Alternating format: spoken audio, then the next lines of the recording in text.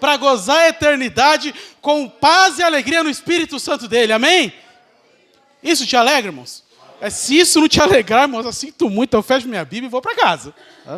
Mas Deus é fiel, amém? Eu peço a você, por gentileza, volte a abrir sua Bíblia na leitura inicial, em Êxodo, capítulo 3. Com a misericórdia do Senhor, vamos tratar do tema lidando com a desculpa. Foi feita a leitura inicialmente do verso 4 até o 14 de Êxodo 3. Eu gostaria de compartilhar com você agora, a partir do verso 15, até o verso de número 17.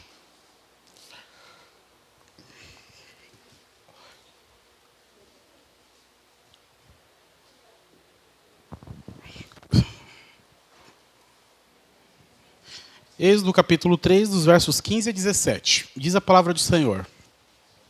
E disse também Deus a Moisés: diga aos israelitas, o Senhor, o Deus dos seus antepassados, o Deus de Abraão, o Deus de Isaque, o Deus de Jacó, enviou-me a vocês. Este é o meu nome para sempre, nome pelo qual serei lembrado de geração em geração. Vá, reúna as autoridades de Israel e diga-lhes: o Senhor, o Deus dos seus antepassados, o Deus de Abraão, de Isaque e de Jacó, apareceu a mim e disse: eu virei em auxílio de vocês, pois vi o que lhes tem sido feito no Egito.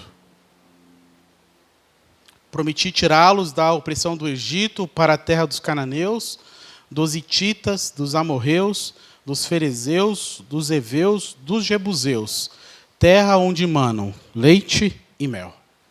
Amém. Oremos ao Senhor. Meu Pai, em nome de Jesus Cristo, nós oramos a Ti, Senhor, te agradecendo por essa riquíssima oportunidade de estar em Tua casa, Senhor. Deus, como é bom iniciar a semana, Senhor, em Tua casa, Senhor amado. Como é bom iniciar a nossa semana, ó Pai amado, recebendo aqui, ó Pai eterno, a alegria da Tua presença, Senhor. A alegria do mover do Teu Espírito Santo, ó Pai amado. Senhor, eu te louvo, ó Deus. Eu te louvo, ó Pai, por esse templo que se abre para a adoração do Teu nome. Eu te louvo, ó Pai, por esses irmãos, ó Pai eterno, que se esforçaram para poder estar aqui hoje, ó Deus. E, Senhor, tenho a certeza de que o esforço deles não ficará, ó Deus, sem recompensa. Pai de glória, que o Senhor tenha recebido a nossa adoração a Ti, ó Pai, o nosso louvor, ó Deus, o nosso pedido de perdão, Senhor. Mas, Deus, agora, ó Pai amado, nos prostramos diante da Tua presença e reverenciamos o momento da Tua palavra, Deus eterno. Que o Senhor fale, ó Pai, com a Tua igreja, que o Senhor fale conosco, que o Senhor nos edifique, ó Pai eterno.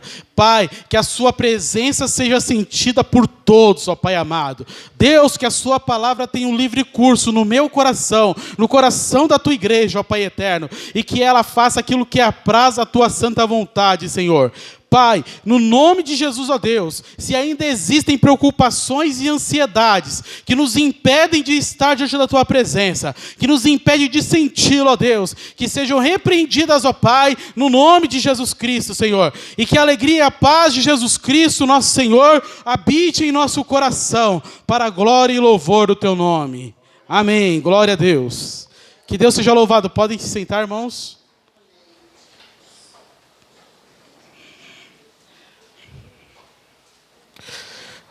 Mais uma vez, igreja, boa noite e a paz do Senhor Jesus. Amém. Que a alegria e a paz do Senhor se multiplique no coração de cada um de vocês.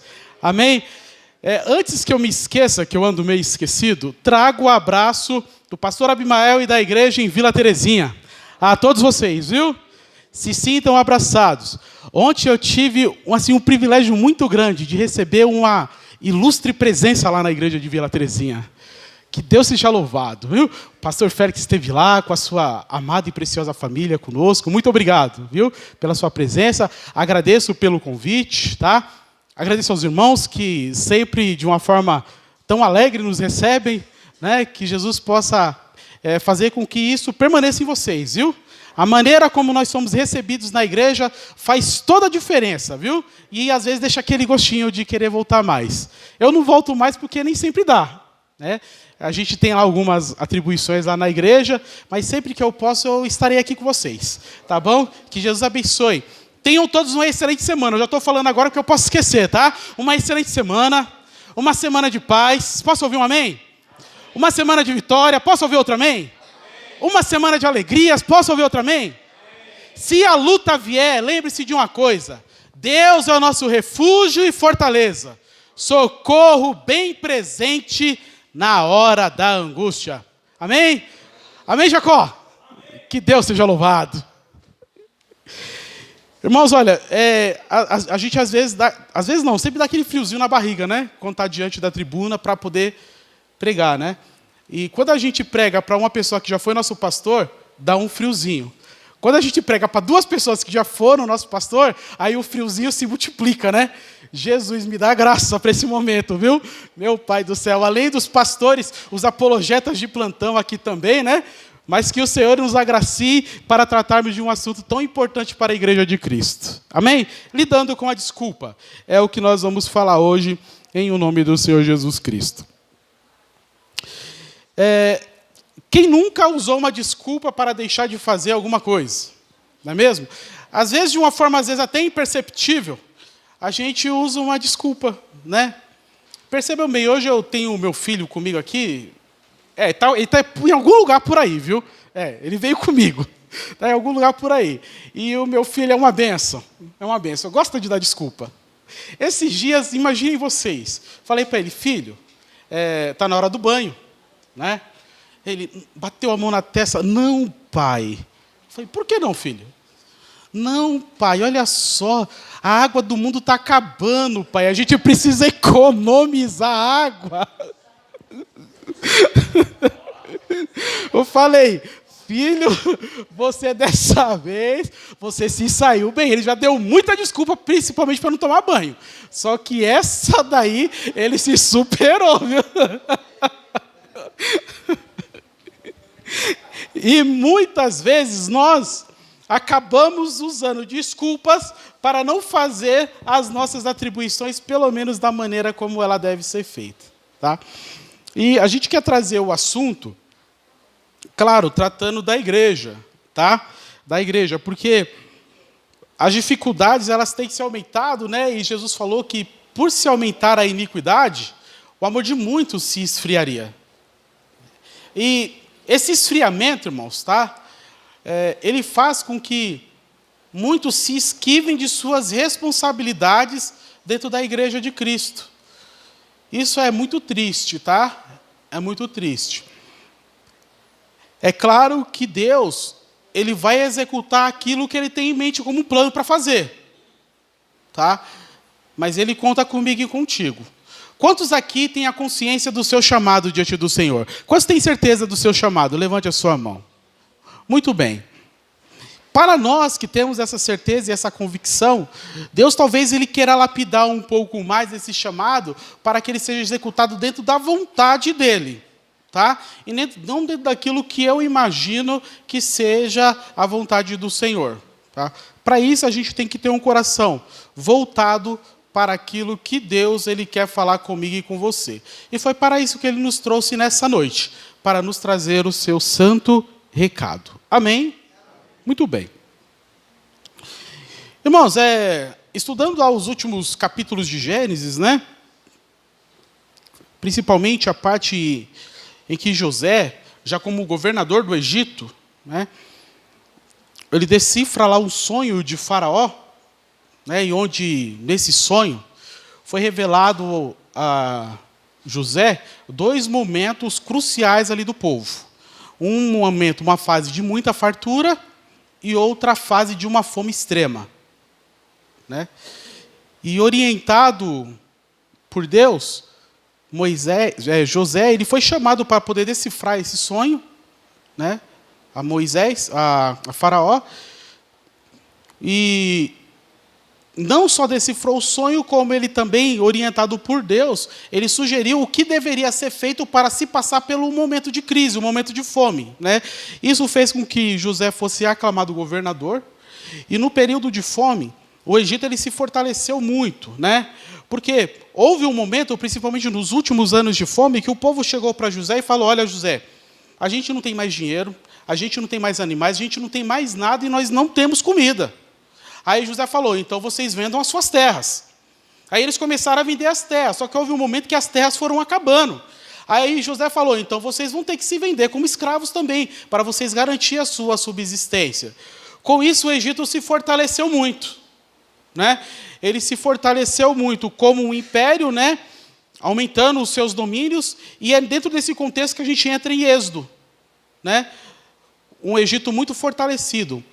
Só que o faraó lá da época de José faleceu. Um outro faraó, ele entra em cena quando a gente chega em Êxodo.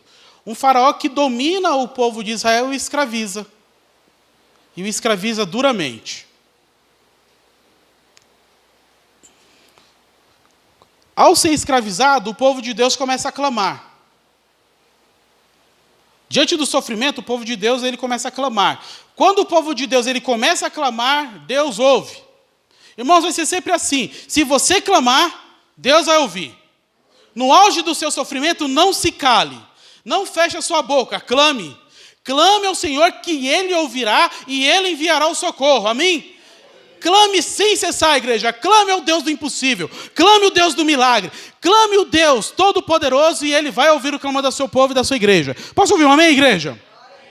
Eu falo isso porque a dor muitas vezes tende a nos emudecer, a nos calar. Mas só que hoje Deus, para começar, Ele fala, quando você estiver sofrendo, clame. Clame ao Senhor. E o povo clamou. E aí Deus, Ele agiu para que o povo dele pudesse ser liberto. Aí vai entrar em cena um nome que é muito conhecido de todos nós, né? A quem Deus escolhe para ser um instrumento para ir até Faraó, para livrar o povo de Israel. Esse homem é Moisés. Tá? Moisés. A história de Moisés, né? Eu não vou falar sobre a história de Moisés, porque o relógio não para. Em alguns momentos, dá vontade de mandar tirar a pilha do relógio, porque ele não para, né? Mas a vida de Moisés ela já começa com um milagre desde o seu nascimento.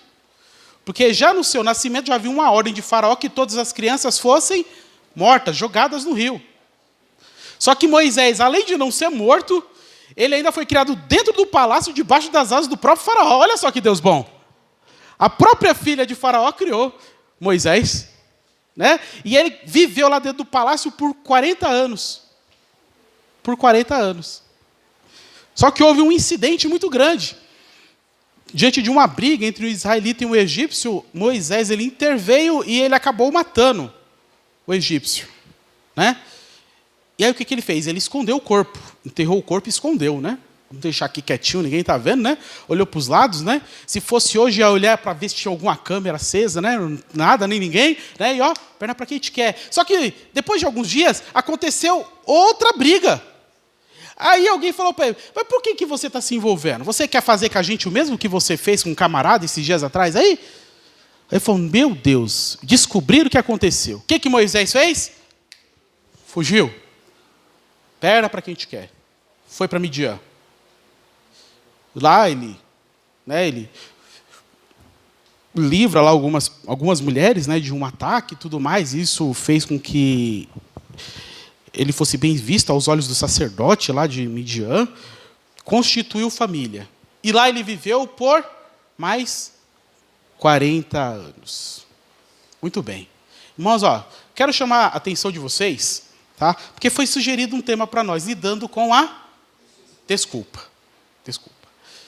Eu quero começar dizendo para você que o fato de servir a Deus não quer dizer que você esteja como Deus quer.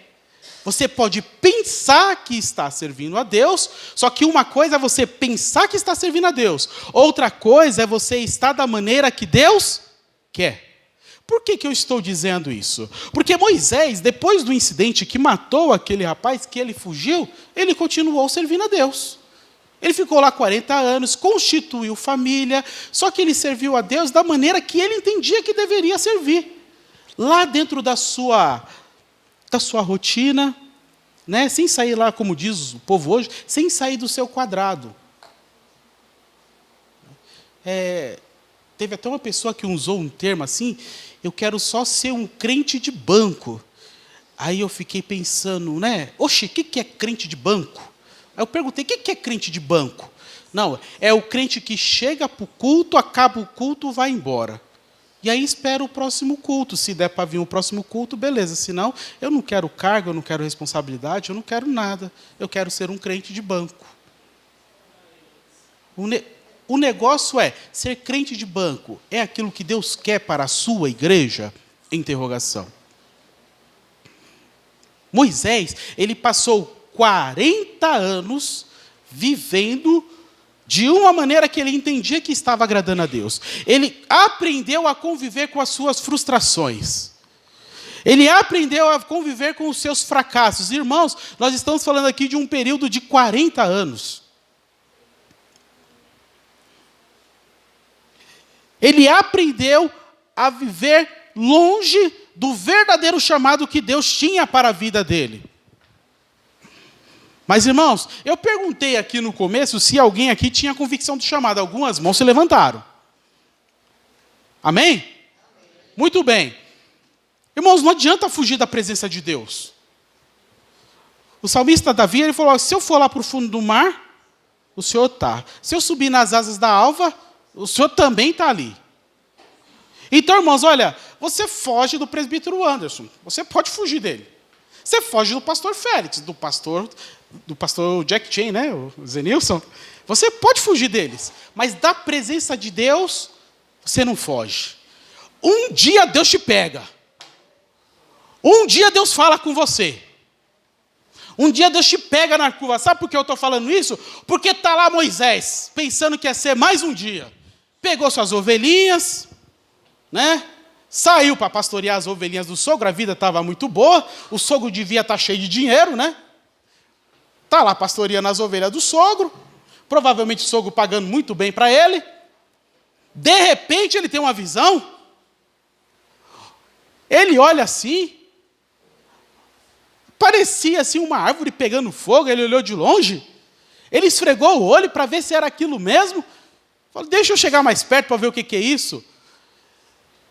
Uma sarça queimando, mas ela não se consumia.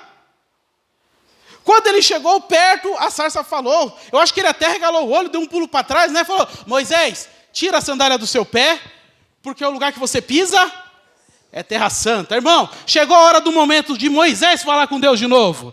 Chegou a hora do momento ter um embate com Moisés, de tirar ele da sua rotina. Chegou a hora de Deus confrontar testa a testa Moisés com suas desculpas. Uma coisa é quando a gente pensa que serve a Deus, não foi isso que eu falei? Outra coisa é quando Deus fala com a gente mesmo de verdade. Ah, irmãos, aí o negócio fica estreito. Aí o negócio fica bom. Fica bom. Porque Deus, o Deus Criador, quando Ele quer falar, Ele não pede licença. Olha, não tem ninguém mais educado do que Deus. É verdade ou não é? Ele sabe ser educado, ele sabe entrar e sair. Mas quando ele quer tratar com uma pessoa, ele não pede licença, ele fala. Ele fala com o pobre e ele fala com o rico. Ele fala com o anônimo e ele fala com o famoso. Ele fala com todos, com todos. E Deus, ele queria ali tratar com Moisés e fazer com que, antes de mais nada, irmãos, aquilo com que ele conviveu 40 anos, aquele sentimento de remorso que estava servindo de desculpa para que ele não servisse a Deus bem, tudo aquilo caísse por terra. Amém? Irmãos, quantas vezes a culpa, ela cria em nós um fardo tão pesado que a gente não consegue trabalhar para Deus como Ele merece. Quantas vezes o remorso do pecado, ele nos afasta da obra de Deus. Quantas vezes a gente pensa assim, mas eu fiz isso, eu não sou digno. Eu falei aquilo, eu não sou digno. Irmãos, eu tenho uma Bíblia que ela fala que o sangue de Jesus, ele purifica de todo o pecado. Amém? O sangue de Cristo, o sangue carmesim, ainda que o seu pecado seja como a escarlata, o sangue torna-nos brancos como a mais pura lã. O fardo do pecado, ele cai por terra quando a gente recebe o perdão de Cristo. E aí Cristo, ele levanta a pessoa e fala, agora você vai trabalhar para mim, amém? Muito bem, fala para o seu irmão do seu lado, chegou a hora de trabalhar para Deus. Você falou, irmão, para ele, para ela? Falou? O que ela falou, irmão? Tá certo. Chegou a hora de trabalhar para Deus, irmão. Chega de remorso. Chega de ficar remoendo as culpas. Chega de ficar vivendo dentro de uma redoma que não agrada a Deus. Nós temos que viver dentro dos limites de Deus. E eu aprendi que viver em Deus não tem limites. Deus nos surpreende a cada dia, aleluia.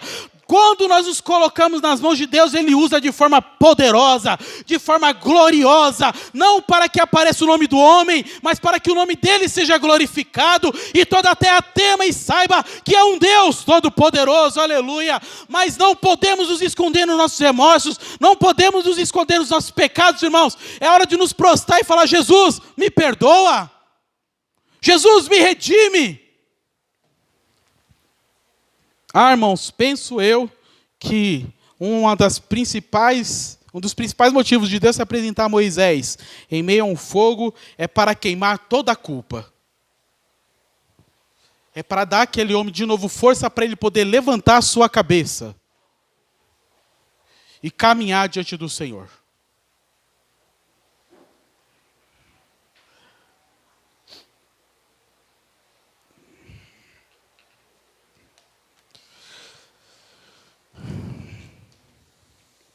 Posso ouvir um amém, irmãos?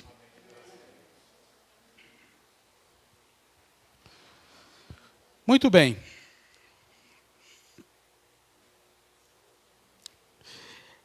Nós vivemos em uma geração que eu nunca ouvi tanto hino que fala de vitória, de vitória e de vitória. Mas uma geração que nunca se sentiu tão derrotada. Tantos louvores, toma posse da vitória, toma posse da vitória, toma posse da vitória, mas que vive prostrada. Irmãos, não é a simples letra de um louvor que vai mudar tudo isso. Aliás, o louvor primeiro ele tem que ser bíblico, não é mesmo? Para poder surtir efeito. O que vai mudar, irmãos, é a convicção no poder que há no sangue de Cristo Jesus.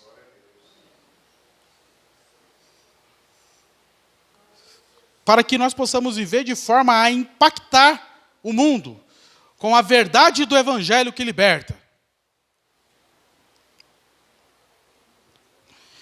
Dá para projetar o versículo 14 do capítulo 3 de Êxodo, por favor? Aliás, Êxodo 1,14, tá?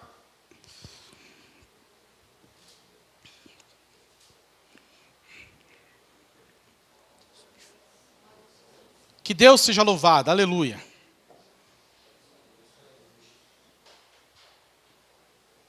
Isso. Você pode ler comigo, por favor? Vamos lá. Tornaram-lhes a vida amarga, impondo-lhes a árdua tarefa de preparar o barro, fazer tijolos e executar todo tipo de trabalho agrícola.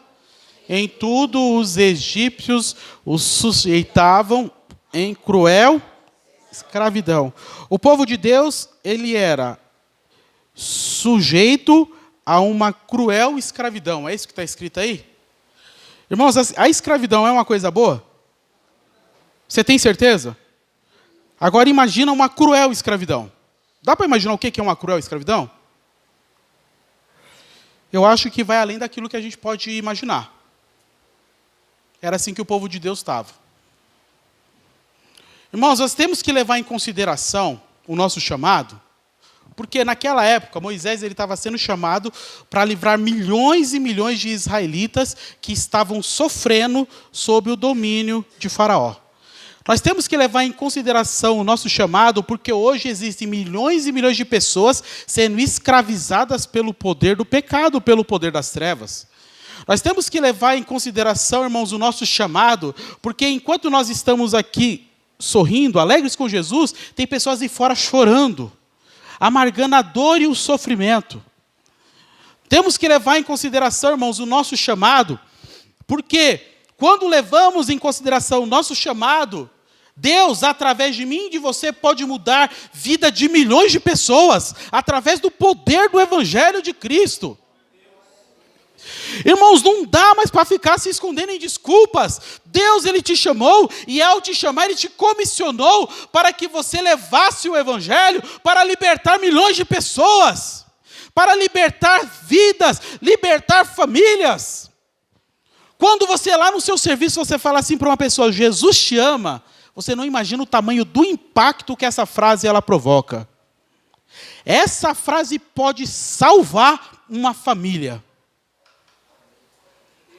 Essa frase, se pode salvar uma família, pode salvar um bairro. Se pode salvar um bairro, pode salvar a cidade. E se pode salvar a cidade, pode salvar a nação. Então essa frase pode salvar o mundo. Essa frase, irmãos, ela é poderosa, aleluia, porque ela é verdadeira, ela vem do Evangelho de Cristo. Nós precisamos tomar a nossa posição como chamados de Deus para levar outras pessoas a gozar liberdade com o que Cristo as libertou. O pecado escraviza, o pecado mutila as famílias, o pecado transforma a verdade em mentira. Mas Jesus, ele veio para que a gente possa ter paz e paz em abundância. Ele veio para desfazer todas as obras do diabo. Jesus Cristo, ele veio para imperar sobre o reino das trevas. Aleluia! E como que tudo isso acontece? Quando nós recebemos, aceitamos o nosso chamado.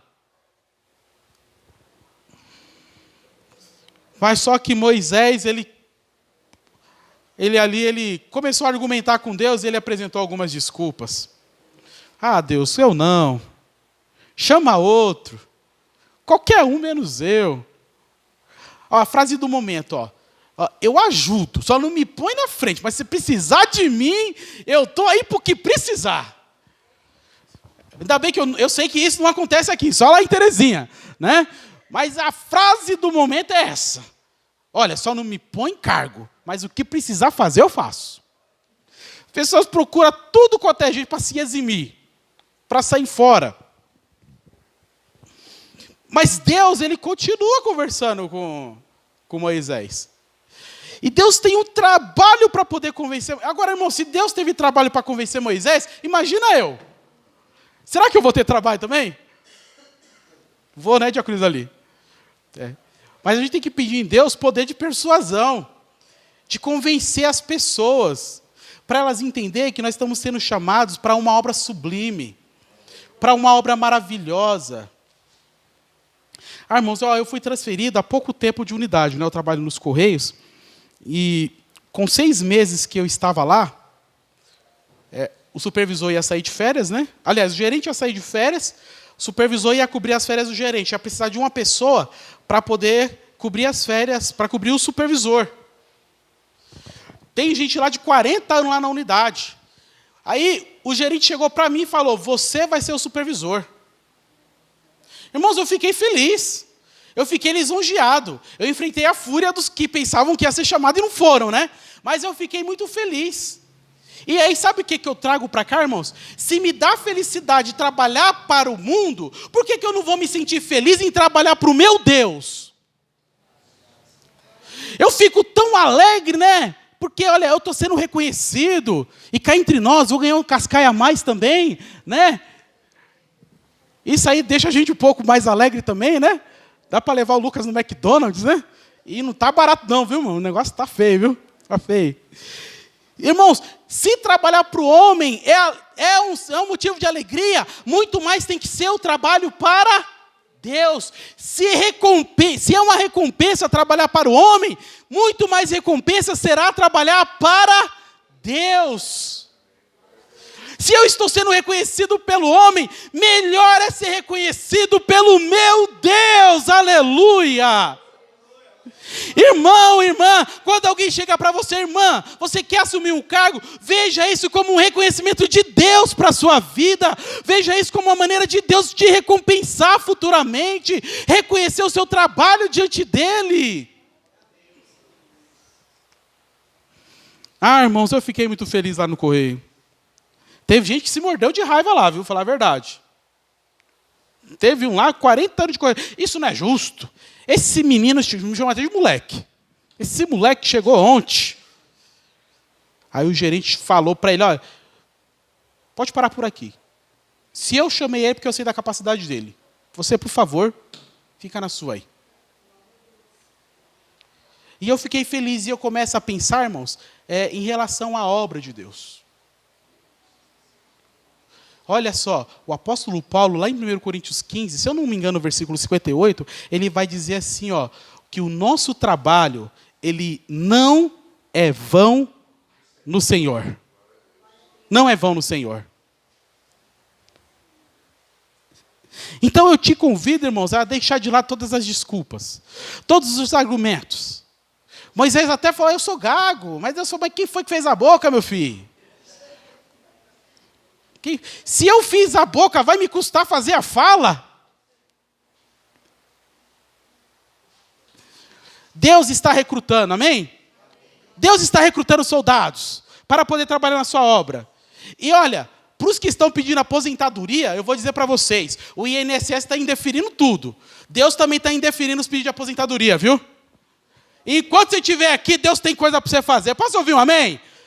Eita, Deus bom, aleluia, glória a Deus, trabalhe para o Senhor até o seu último fôlego de vida, amém? Não fala assim, ai Deus, eu estou tão cansado, eu quero uma colônia de férias, quando Jesus voltar você vai tirar, amém? Enquanto estiver aqui é trabalho árduo, é trabalho doído, mas é recompensa divina, recompensa certa, amém?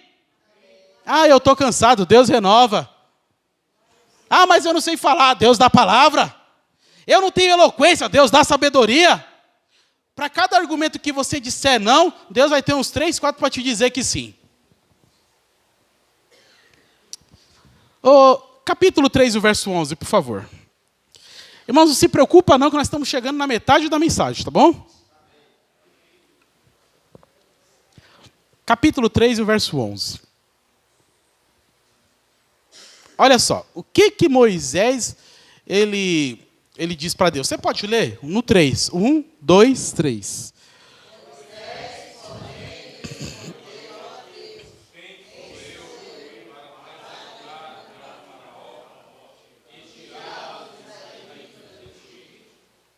Muito bem.